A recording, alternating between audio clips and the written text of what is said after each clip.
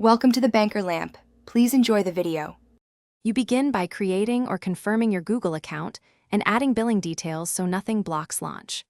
Once done, define a single measurable goal like CPA or ROAS and pick campaign type aligned to that goal.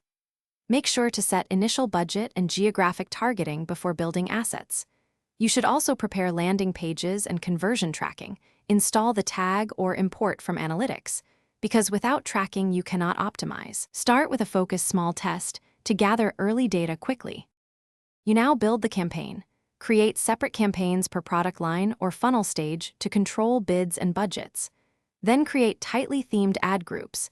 Each should target a small set of keywords or a clear audience segment so relevance stays high.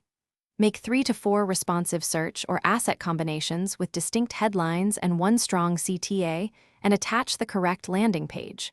Once ads run, set automated bidding like maximize conversions or target CPA and enable audience signals to speed learning. You finish by actively optimizing. Review conversion cost, impression share, and quality score, and make small daily changes at first. Once stable, reallocate budget to top-performing campaigns and increase bids for high-converting audiences. Make sure to add negative keywords and refine landing pages if conversion rates are low.